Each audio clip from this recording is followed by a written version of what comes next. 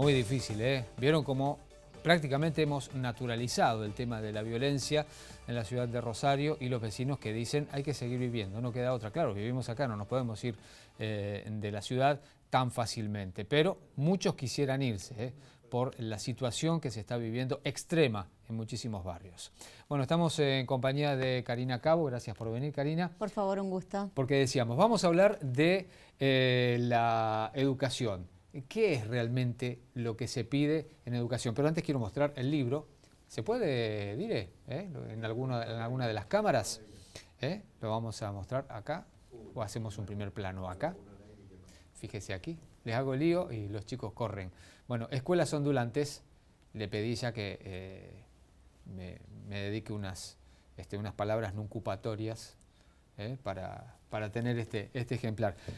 Y que un poco trata esto, ¿no? De esto, de lo que sería la reforma. ¿Hacia dónde apuntamos? Porque cada vez que decimos hay que reformular todo, las pruebas PISA dan mal, los chicos no aprenden, ¿a qué hay que apuntar? Mira, yo creo que hay que apuntar a que los chicos aprendan, ¿no? Y por eso hay que enseñar mejor.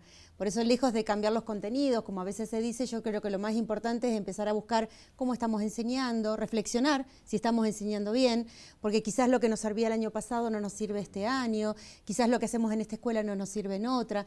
Entonces, bueno, empezar a reflexionar cómo enseñamos y obviamente mirar todo el tiempo si los estudiantes están aprendiendo, que es el gran problema que tenemos, ¿no?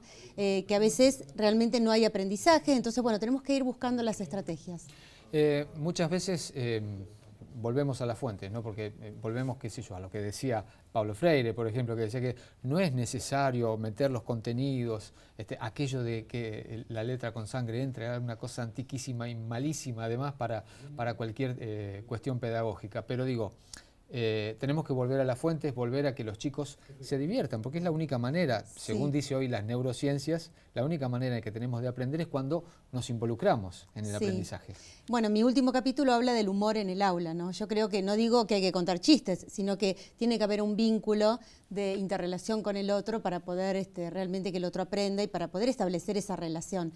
Creo que más allá de volver a Freire hay que empezar a pensar, bueno, ¿qué estamos haciendo en el aula que nuestros estudiantes no están aprendiendo?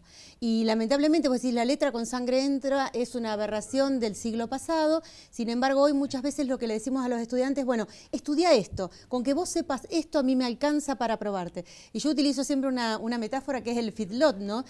Queremos una escuela feedlot, llenarle la cabeza a los chicos como llenamos a veces el buche de los animales para matarlos después en el matadero. Y si bien es una metáfora un poco trágica, muchas veces hacemos esto, sobre todo en la escuela secundaria.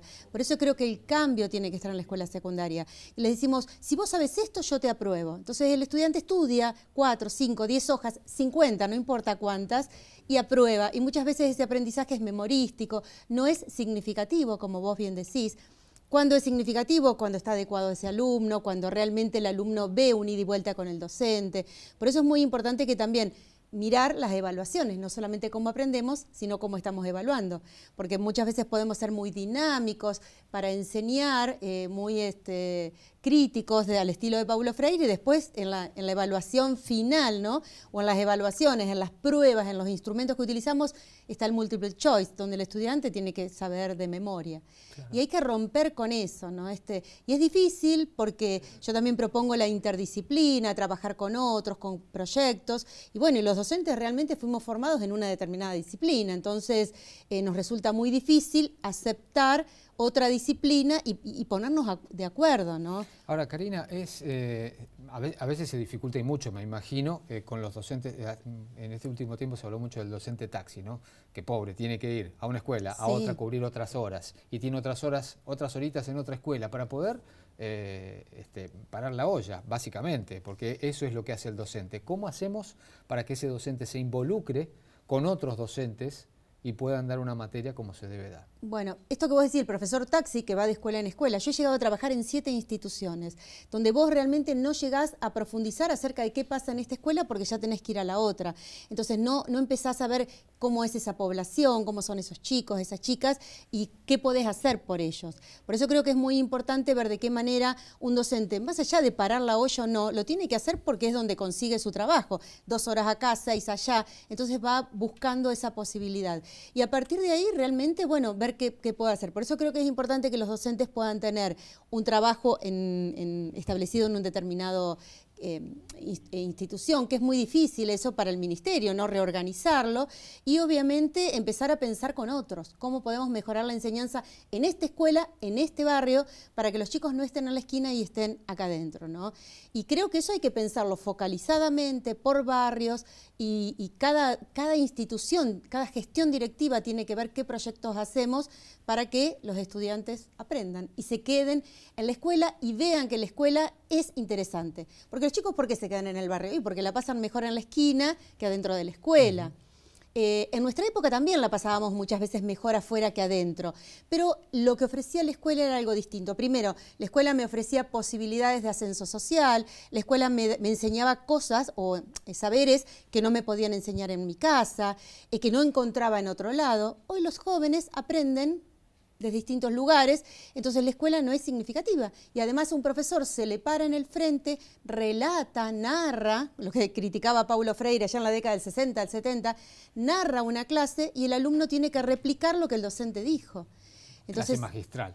La clase magistral, no. Ya no se usa más la clase magistral. Bueno, yo siempre cuento que la palabra cátedra viene del lugar que ocupa el obispo en la catedral. Claro. ¿Cuál es? El obispo sube al púlpito y da a conocer la verdad revelada que está en la Biblia.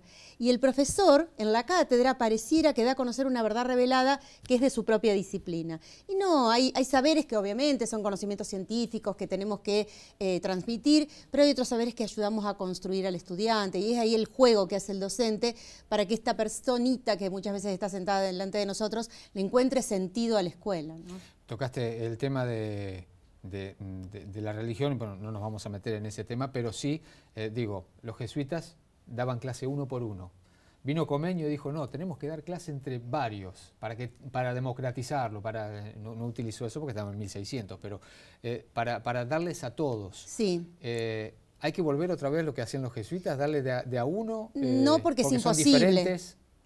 Lo que hay que hacer es ver qué potencialidades tienen los estudiantes y qué limitaciones y ver qué puede dar cada uno. Yo creo que lo que hizo Comenio es enseñar todo a todos. Creo que es importante y fue el puntapié de la escuela, ¿no? Y de la escuela como institución social, y me parece que es importante porque democratiza saberes y porque permite la transformación de la sociedad, la educación. Ahora, ¿qué hacemos con los 30, los 40 que tenemos en el aula, que puede ser un aula de la facultad o un aula de la escuela secundaria? ¿Cómo respetamos sus limitaciones? Y yo trabajo mucho la idea de las inteligencias múltiples, que ayer me decía alguien respecto de una nota que yo subí a un portal, me dice, hace 30 años que hablamos de las inteligencias múltiples. Sí, pero ¿qué escuela trabaja con las inteligencias múltiples? Las inteligencias múltiples que dicen que un niño o un joven puede tener una inteligencia musical, otro una inteligencia corporal y otro una inteligencia lógico-matemática. En general en la escuela, el niño inteligente es el que le va bien en matemática.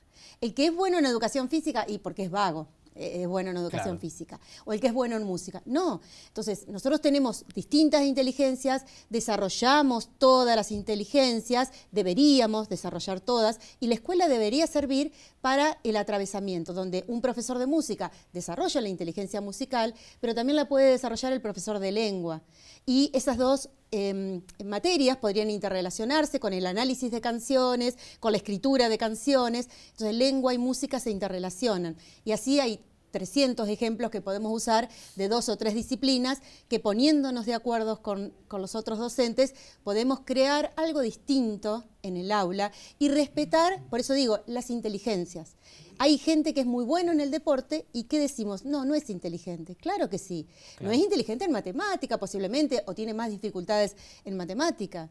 Yo particularmente tenía una profesora en el secundario que me decía que yo no era inteligente porque obviamente tenía mis serias dificultades en la matemática, pero bueno, yo después estudié filosofía, estudié pedagogía, claramente no era una inteligencia lógico-matemática, no la tengo, ni la desarrollé nunca, dirían mis hijos, pero bueno, tengo otras potencialidades que si me hubiesen incentivado, porque yo en ese momento me sentía que no era inteligente, que no era capaz, pero bueno, no era capaz en matemática. Pero... No te digo nada porque yo muchas veces estoy con las manos abajo y cuento con los dedos, ¿viste? Claro. Pasa eso. Una última, lo más breve posible. Ha habido últimamente una gran participación de los padres, esto de los padres por la educación, que con muy buenas intenciones me parece, pero creo que pifian. bastante, cuando meten tanta presión a los docentes, porque el hecho es ir a la escuela, ir mucho a la escuela, y yo no sé si es tan cuantitativo la cuestión de la educación. Me parece que es más cualitativo, como vos decís en tus escritos. Primero y principal, Padres por la Educación son de un sector socioeconómico alto y querían en mayo del 2020 que los chicos estuvieran en la escuela. Y lo que decían es, yo lo puedo dejar con el auto a la puerta de la escuela, no se va a contagiar. Bueno, hay papás que pueden dejar con el auto a los chicos a la puerta de la escuela y otros que no. Entonces tenemos que pensar la educación para todos y todas las niñas y adolescentes, y a partir de ahí, bueno, ¿qué podemos hacer? Yo creo que hay que pensar una mejor educación, pero más tiempo en la escuela no es garantía de más educación, ¿sí? Yo soy partidaria que el niño tiene que aprender ciertas habilidades para que después obviamente siga aprendiendo fuera de casa y fuera de la escuela. Y esas habilidades tienen que ver con lo cognitivo y tienen que ver con el estímulo que la escuela hace para que después solo pueda ir buscando fuera de la escuela cómo seguir aprendiendo. Karina, muchísimas gracias. No, como por favor, siempre. un gusto. Y ahora nos vamos a... ¿Dónde estoy? Allá. Vamos al deporte con Gaby Maldonado porque...